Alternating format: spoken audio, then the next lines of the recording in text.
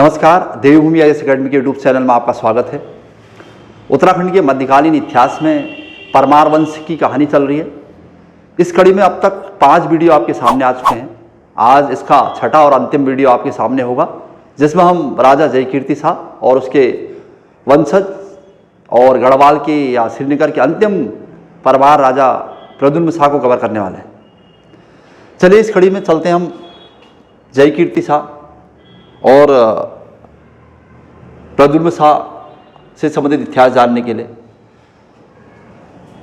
इससे पहले की सीरीज में मैंने आपको बताया था कि राजा ललित शाह की जब अचानक मृत्यु हो गई तो उसके बाद उसके पुत्रों में उत्तराधिकार का संघर्ष शुरू हो गया। और चूंकि ललित शाह ने अपने एक पुत्र को प्रद्युम्न चंद के नाम से अल्मोड़ा की गद्दी पर बैठा दिया था, जबकि उसका सबसे बड़ा पुत्र जयकीर्ति शाह या जयकृत शाह के नाम से गढ़वाल का राजा बन गया। और इसी को लेकर दोनों भाइयों में आपस में विवाद हो गया। मतलब कि जयकीर्ति शाह का संपूर्ण शासनकाल दरबार में होने वाले षड्यंत्रों और पारिवारिक जो आंतरिक कलह थी उसमें बीत गया। और इसी का खामियाजा ये हुआ कि अंततः जयकीर्ति शाह को आत्महत्या करनी पड़ गई। तो ये था इसका सारांश जयकीर्ति शाह का। तो अब 1780 से लेकर 86 तक का टाइम पीरियड। सबसे पहले जयकीर्ति शाह से संबंधित जानकारी जो कि मौलाराम के ग्रंथ से मिलती है। प्रसिद्ध कवि और जयकीर्ति शाह चित्रकार मौलाराम ने गढ़राज वंश काव्य में उसके राज्यकाल में हुए षड्यंत्र का विस्तृत विवरण दिया है। हमें ये पता है कि मौलाराम प्रदीप शाह से लेकर अब तक यानी प्रद्युम्न शाह के समय तक शासन में हैं और बहुत सारी पुस्तकों का लेखन उन्होंने इस दौर में किया है कि किस प्रकार गढ़वाल या श्रीनगर राज दरबार में षड्यंत्र किए जा रहे थे और किस प्रकार की गतिविधियां वहाँ हो रही थी।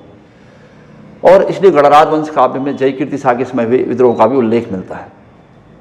कहते हैं कि जयकीर्ति शाह के सौतेले भाई प्रद्युम्न शाह से अच्छे संबंध नहीं थे, क्योंकि एक तो उत्तराधिकार को लेकर और प्रद्युम्न शाह महत्वाकांक्षी थे, खुद राजा बनना चाहते थे, लेकिन अभी वो अल्मोड़ा की गद्दी पर बैठे हुए थे और अपने पिता की मृत्यु के बाद वो श्रीनगर के राज दरबार में या श्रीनगर के राजा भी बनना चाहते थे। और सबसे बड़ी बात, इसमें इस कार्य में उत्प्रेरक का काम हर्षदेव जोशी कर रहे थे, क्योंकि हर्षदेव जोशी को पता था कि प्रद्युम्न चंद एक लंबे समय तक प्रद्युम्न शाह के नाम से यहाँ पर राज नहीं कर सकते हैं।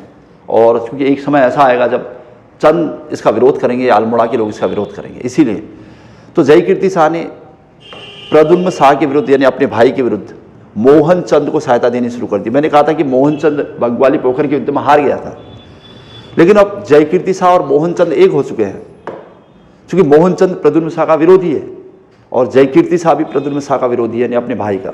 इस वजह से जयकीर्ति शाह और मोहन चंद एक दूसरे के साथी हो चुके हैं, यानी एक दूसरे का सपोर्ट करने लगे हैं।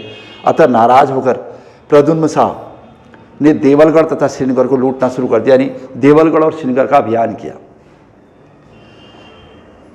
1785 में हर्षदेव जोशी के नेतृत्व में श्रीनगर में, ये प्रश्न कई बार पूछा है कि श्रीनगर की लूट खसूट को किस नाम से जाना जाता है, तो 1750 में हर्षदेव जोशी के नेतृत्व में श्रीनगर में हुई लूट खसूट को जोशियाणी कांड के नाम से जाना जाता है। यानी श्रीनगर को लूटा गया प्रद्युम्न शाह के द्वारा, जो कि अभी अल्मोड़ा का राजा है, और इसमें हर्षदेव जोशी ने मदद की, ये कहा जाता है। और फिर इसी संदर्भ में भी कहा जाता है कि किस प्रकार प्रद्युम्न शाह ने अपने भाई जयकीर्ति शाह के समय अपनी ही पूर्वजों की राजधानी को लूट डाला था, इसीलिए इसे गढ़वाल के इतिहास में जोशियाणी कांड के नाम से जाना जाता है। प्रद्युम्न शाह और पराक्रम शाह ने अपनी पैतृक राजधानी को जोशियों के हाथ से लुटवाया, ये स्टेटमेंट लिखा रहता है, क्योंकि प्रद्युम्न शाह के साथ पराक्रम शाह उसका भाई भी अल्मोड़ा में था। अच्छा, जयकीर्ति शाह की एक बड़ी समस्या, दूसरी इसके अलावा क्या दिक्कतें थी?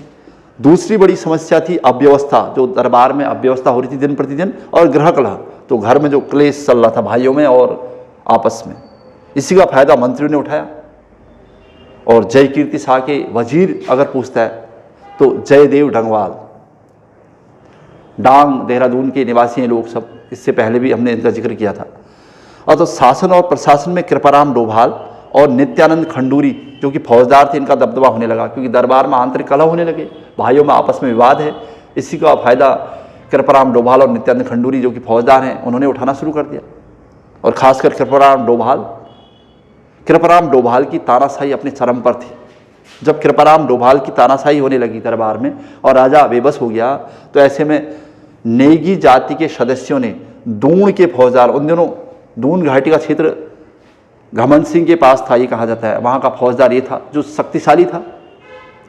और नेगी जाति के लोग जो कि काफ़ी नाराज चल रहे थे कृपाराम डोभाल की तानाशाही से, और जो सेना थी उसको बहुत समय से वेतन नहीं मिला हुआ था, इसलिए उन्होंने नेगी जाति के लोगों ने दून के फौजदार घमंड सिंह से को आमंत्रित कर दिया और राजसभा में ही कृपाराम की हत्या हो गई, ये भी लिखा रहता है। यानी दून का फौजदार घमंड सिंह महामात्य बन गया नेगी जाति के लोगों के समर्थन से। बस उसका काम ये था कि उसने कृपाराम डोभाल की तानाशाही को कुछ समय के लिए समाप्त कर दिया। अच्छा, अधिकांश पुस्तकों में ये भी लिखा गया है कि कृपाराम डोभाल कुछ समय के लिए राज दरबार से दूर होने लगे, जब उन्हें शक होने लगा कि उन्हें राज में ही उनके कार्य की वजह से मरवा दिया जाएगा। और बाद में उनका उल्लेख फिर कई किताबों में ये भी दिया है कि उनका उल्लेख फिर हुआ है, यानी उन्होंने फिर से भूमिका निभानी शुरू कर दी। लेकिन एटलीस्ट जो भी रहा हो, जो दून का फौजदार था घमंड सिंह, उसने अमात्य के पद को प्राप्त कर लिया जब गढ़वाल दरबार में। से राजा बहुत दुखी था, ये सब राजा से बिना पूछे पाछे चल रहा था, तो ऐसे में ये राजा के लिए असहनीय था। अच्छा, दूसरी बड़ी समस्या इसके समय की कि 1783 में 1783 में दून घाटी पर सिखों की लूटपाट और गणराज्य पर विजय न करने के एवज में दून घाटी पर बार बार सिखों की विजय लूट हो रही थी, दून घाटी को लूटा जा रहा था। और राजा ये चाहता था कि अब सिखों का बार बार आक्रमण न हो, इसलिए राजा ने सिखों को 4000 रुपये वार्षिक कर देना स्वीकार कर लिया। किस परमार नरेश ने सिखों को वार्षिक कर देना स्वीकार कर लिया था? जो उपज का 1/5 भाग होता था और जिसे राखी करके कहा जाता था। जैसे मराठा में मराठा प्रशासन के अंतर्गत चौथ कर हुआ करता था, बाहरी शक्तियों से आक्रमणों से रक्षा की जाएगी इसलिए चौथ लिया जाता था। और वही सिखों के आक्रमण के भय से मुक्ति पाने के लिए राजा ने राखी कर देना स्वीकार कर लिया, जो कुल उपज का 1/5 भाग था। तो किस श्रीनगर के किस राजा ने सिखों को राखी कर देना स्वीकार कर लिया था? तो जयकीर्ति शाह। अच्छा, एक तो सिखों के आक्रमण से निजात पाना, पारिवारिक आंतरिक कलह और दून के फौजदार घमंड सिंह का अमात्य बन जाना, डोभाल और खंडूरी का बोलबाला, इन सब से असहाय होकर राजा ने मौलाराम से परामर्श लिया। जयकीर्ति शाह द्वारा इस असहाय स्थिति में मौलाराम से परामर्श लिया गया और उसने अपने मंत्री धनीराम को, और उनके कहने पर, मौलाराम के कहने पर धनीराम को सिरमौर नरेश जगत प्रकाश के पास सहायता हेतु भेजा गया कि इस समय अगर पड़ोस का राजा जगत प्रकाश, जो कि हिमाचल के सिरमौर राज्य का है, अगर कुछ मदद करेगा राजा की, तो इसके लिए धनीराम को भेजा गया। अब पंडित धनीराम की मदद से जो संधि हुई जगत प्रकाश के साथ, उसके परिणाम स्वरूप 1786 में कपरौली का युद्ध हुआ था। श्रीनगर के पास कपरौली जगह का नाम। तो श्रीनगर के समीप में जगत प्रकाश ने प्रद्युम्न शाह, जो कि अल्मोड़ा में राजा बना हुआ है, पराक्रम शाह उसका भाई, और विजय राम नेगी, जो कि जिनकी मदद से घमंड सिंह को दून का फौजदार बना दिया गया था, उन सब का पराजित कर दिया और घमंड सिंह का वध कर डाला। मतलब इस समय हमें सिरमौर नरेश जगत प्रकाश का सहयोग मिल गया था राजा को। और सिरमौर, लेकिन बाद में राजा ने जब घमंड सिंह का वध किया तो इसके बाद वो वापस लौट गया, और जिसका उल्लेख गढ़राज वंश काव्य और माली देवल लेख जो कि प्रद्युम्न शाह से संबंधित है, उसमें भी मिलता है कि किस प्रकार कपरौली के युद्ध में जगत प्रकाश ने जयकीर्ति शाह की मदद की, लेकिन उस काम को अधूरा छोड़कर वो बाद में अपने राज्य वापस लौट गया, जिसमें धनीराम का कुछ न कुछ षड्यंत्र रहा, ये राजा को पता चला है।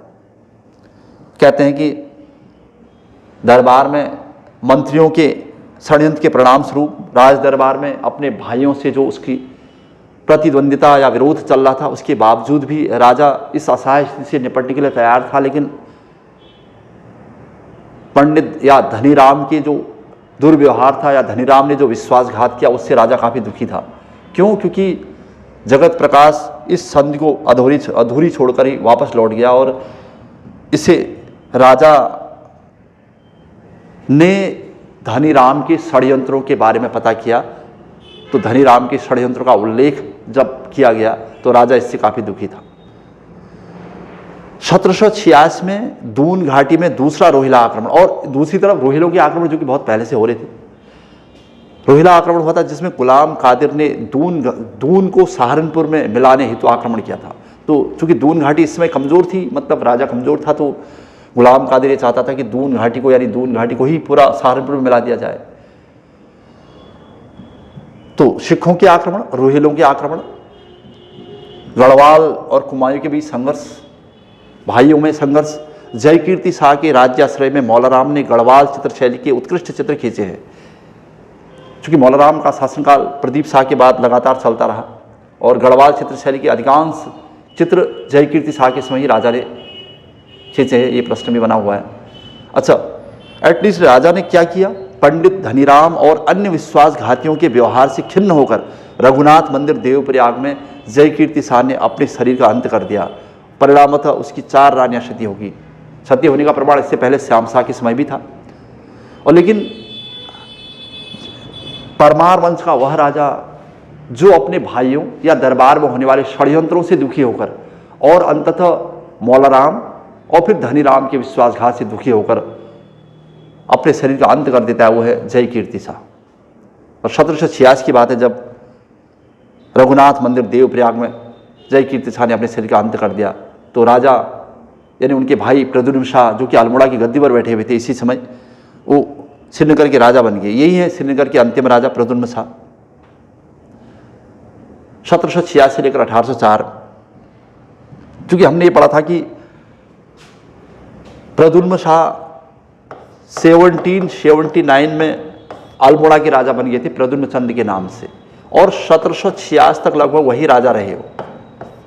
अब 1786 में जब आपस में कुमाऊं और गढ़वाल में संघर्ष चल रहा था तो इसी का फायदा मोहन चंद ने उठा लिया था और मोहन चंद ने अल्मोड़ा पर आक्रमण कर दिया था। उसमें प्रद्युम्न शाह इन लोगों की हार हो गई, यानी हर्षदेव जोशी की हार हो गई, और अल्मोड़ा से तो राज्य चला ही गया था प्रद्युम्न शाह का। इसलिए प्रद्युम्न शाह श्रीनगर यानी अपने राज्य वापस लौट आए और यहाँ जयकीर्ति शाह की मृत्यु हो गई थी, तो इसलिए राजा प्रद्युम्न शाह अब गढ़वाल के भी राजा बन जाएंगे। प्रद्युम्न शाह से संबंधित प्रश्न। प्रद्युम्न शाह ने जो षड्यंत्र किए या करवाए अपने भाई जयकीर्ति शाह के समय, उन्हीं षड्यंत्रों का सामना कहीं न कहीं प्रद्युम्न शाह को भी करना पड़ेगा। तो प्रद्युम्न शाह गढ़वाल का अंतिम पंवार वंशी शासक, ये शब्द गढ़वाल के लिए आ रहा है, गढ़वाल यानी श्रीनगर की बात हो रही है। तो प्रश्न महत्वपूर्ण माना जाता है, गढ़वाल का अंतिम पंवार। इसके बाद गढ़वाल राज्य नहीं रहेगा। इसके बाद 1804 में प्रद्युम्न शाह के समय यहाँ पर गोरखा राज स्थापित हो जाएगा और फिर 1804 से लेकर 15 तक यहाँ पर गोरखा राज रहेगा। फिर संगौली की संधि के परिणाम स्वरूप श्रीनगर राज्य को छीनकर, यानी गढ़वाल राज्य के आधे हिस्से को, अलकनंदा के पूर्व के हिस्से को छीनकर प्रद्युम्न शाह के पुत्र सुदर्शन शाह को टिहरी राज्य में बैठा दिया जाएगा अंग्रेजों द्वारा। इसीलिए गढ़वाल का अंतिम पंवार शासक लिखा गया है। प्रद्युम्न शाह 1779 से लेकर 86 तक कुमाऊं की गद्दी पर प्रद्युम्न चंद के नाम से बैठे थे, हर्षदेव जोशी के आशीर्वाद से। और जब वो गढ़वाल की गद्दी पर बैठे तो उनके समय रामा और धरणी ये सेनाध्यक्ष हैं। तो रामा और धरणी 2 भाई हैं। किसके सेनाध्यक्ष हैं? तो प्रद्युम्न शाह के। मौलाराम भी दरबार में है, तो मौलाराम ने अपनी पुस्तक गढ़गीता संग्राम या गणिका नाटक में प्रद्युम्न शाह के दरबार में होने वाले षड्यंत्रों और पराक्रम शाह के जीवन चरित्र का उल्लेख किया है। चूंकि गणिका दरबार में रहने वाली एक वैश्या या गणिका थी जिसके बारे में ये सब लिखा हुआ है, और किस प्रकार प्रद्युम्न शाह के दरबार में उसके भाई पराक्रम शाह की चलती थी और किस प्रकार वो षड्यंत्रों में शामिल था, इस संपूर्ण इतिहास का उल्लेख मौलाराम ने किया है। इसी कारण प्रद्युम्न शाह और मौलाराम के संबंधों में थोड़ा सा दूरियां आने लगी और आगे चलकर इसका दुष्परिणाम ये होगा कि मौलाराम नेपाल के राजा रण बहादुर शाह के विश्वास पात्र बन गए और उनकी प्रशंसा में उन्होंने रण बहादुर चंद्रिका नामक एक पुस्तक भी लिखी है।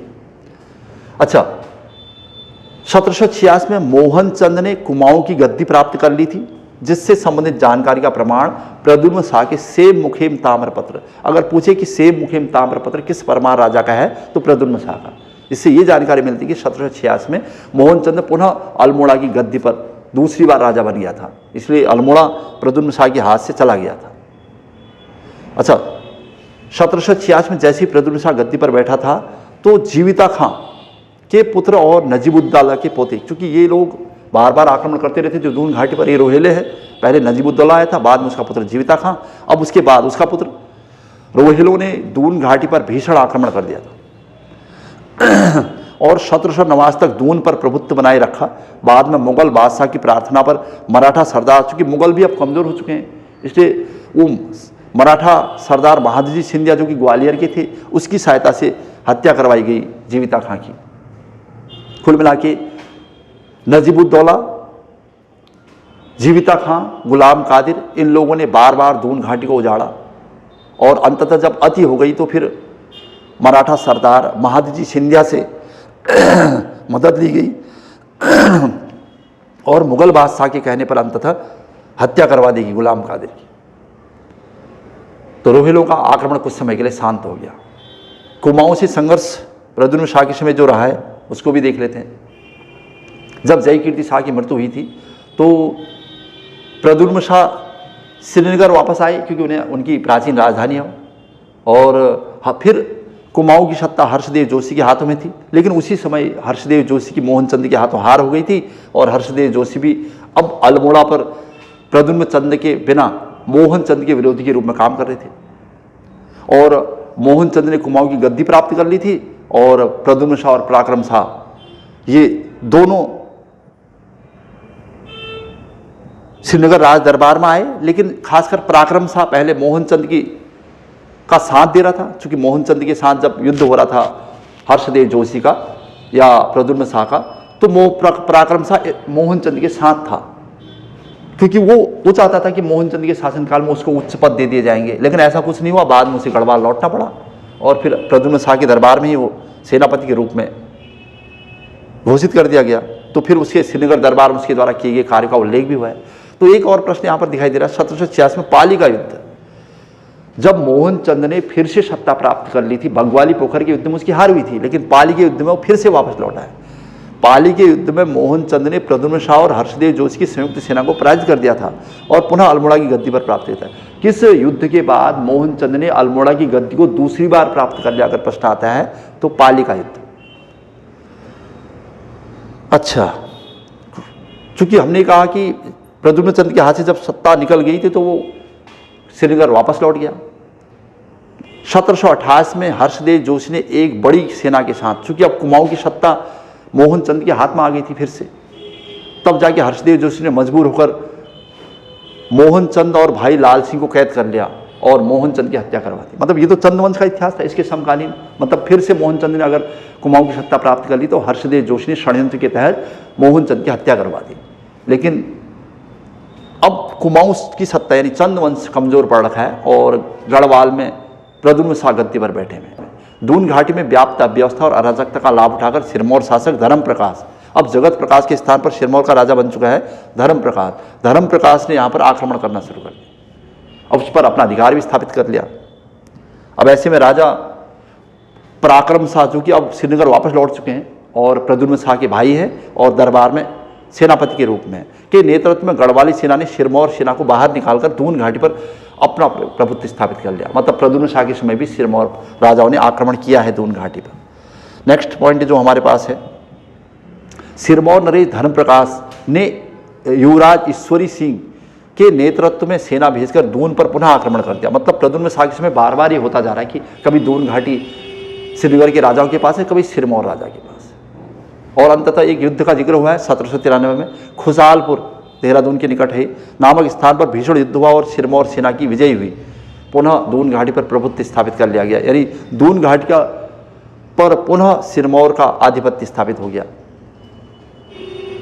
तो ये खुशालपुर का युद्ध आया है, इसमें सिरमौर सेना की जीत हो गई थी।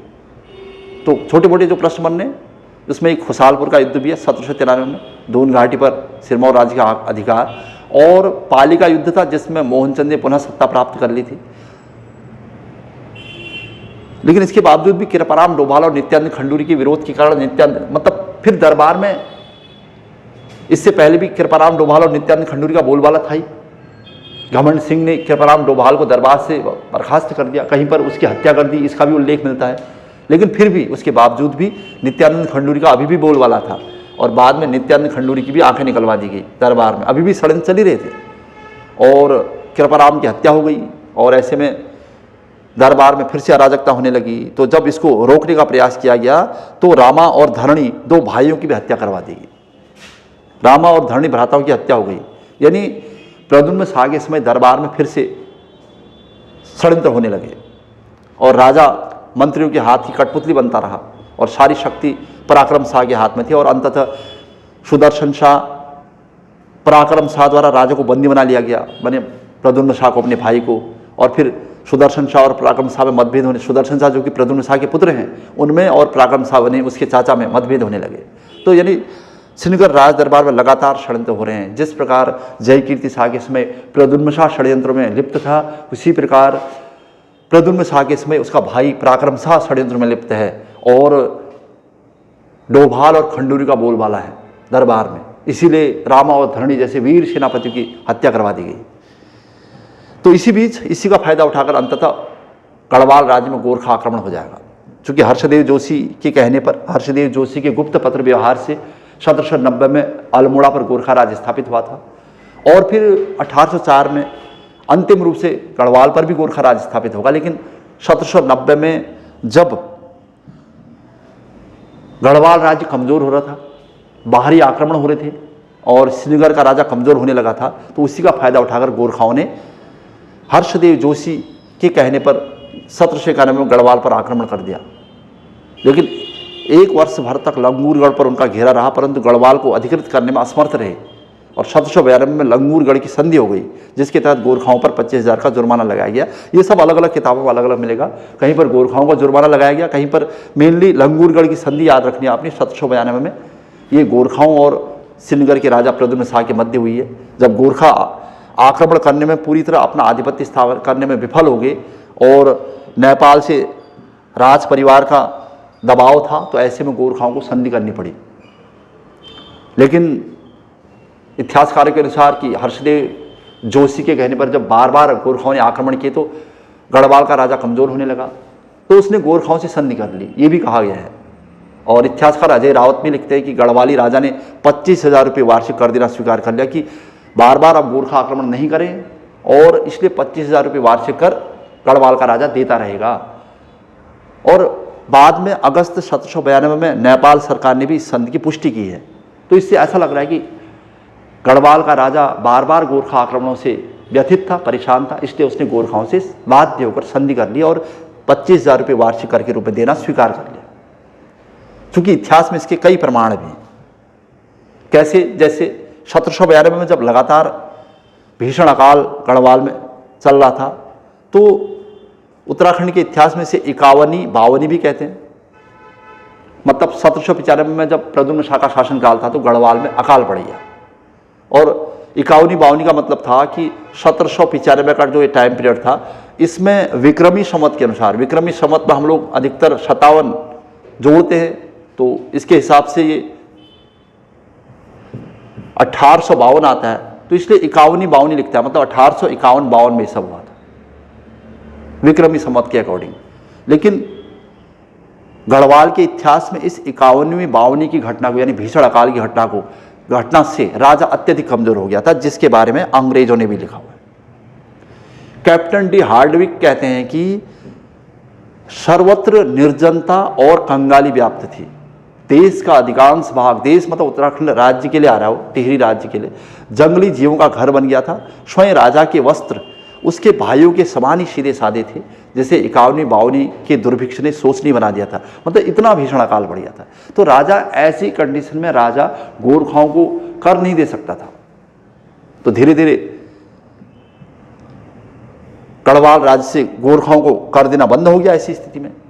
और फिर ये सब चलता रहा। 18 सितंबर 1803 को, कहीं पर इसे 8 सितंबर भी लिखा है वैसे जनरली, तो अधिकांश पुस्तकों में 18 सितंबर है, तो हम इसे 18 सितंबर 1803 को भीषण भूकंप, 60 भूकंप कहा जाता है इसे। 60 का मतलब फिर वही होगा 1803 में, आपको 1803 में 57 जोड़ना पड़ेगा तो 1860 आ जाएगा। 60 भूकंप का मतलब ये था।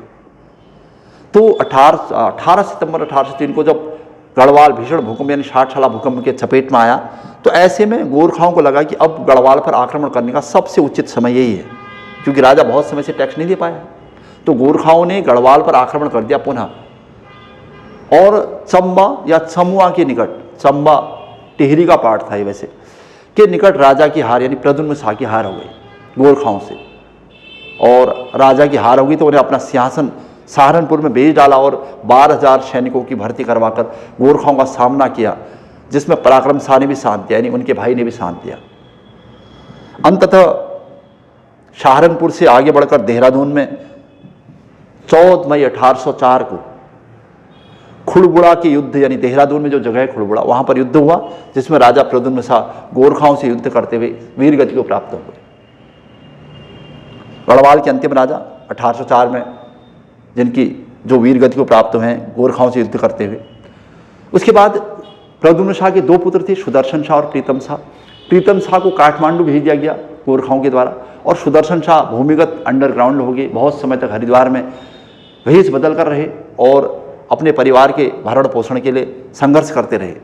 तो गोरखाओं द्वारा प्रद्युम्न शाह के छोटे पुत्र प्रीतम शाह को काठमांडू भेज दिया गया, जबकि बड़े पुत्र सुदर्शन शाह ने हरिद्वार में भूमिगत होकर गोरखाओं के विरुद्ध संघर्ष जारी रखा, और ये संघर्ष 1815 तक जारी रहेगा। इस दौरान सुदर्शन शाह को कई संघर्ष का सामना करना पड़ा। टिहरी राज्य एक अलग से विशेष टॉपिक होगा इसके बाद, जहाँ पर हम राजा सुदर्शन शाह से लेकर अंतिम राजा मानवेंद्र शाह तक की कहानी पढ़ रहे होंगे। लेकिन 1814 से लेकर 15 में अंग्रेजों से संधि, सुदर्शन शाह ने अंततः मजबूर होकर अंग्रेजों से संधि कर ली और गढ़वाल तथा कुमाऊं को गोरखा मुक्त करवाया। तो 1815 में संगोली की संधि के तहत गोरखा राज उत्तराखंड से समाप्त हो गया, और इस संधि को राजा सुदर्शन शाह ने अंग्रेजों से किया था। और ये भी कहा जाता है कि राजा सुदर्शन शाह ने गोरखाओं को उत्तराखंड से बाहर करने के बदले अंग्रेजों को मुंह मांगी रकम देने का वादा किया था, और कई पुस्तकों में से 7 लाख रुपये युद्ध हर्जाना के रूप में देने का वचन दिया गया था। और जब राजा इसे नहीं दे पाया तो अंग्रेजों ने राजा से उसकी राजधानी श्रीनगर छीन ली और उसे अलकनंदा नदी के पश्चिमी भागों में यानी टिहरी तक सीमित कर दिया। और इस कहानी को हम गोरखा राज और उत्तराखंड में ब्रिटिश शासन की बात पढ़ रहे होंगे। ये था परमार वंश से संबंधित 6 क्लासेज आपके सामने हैं। 6 वीडियोज में हमने पूरा कोशिश की कि परमार वंश यानी 828 से लेकर 1815 तक का इतिहास। आज की क्लास यहीं पर समाप्त हो रही है। जय हिंद, जय उत्तराखंड।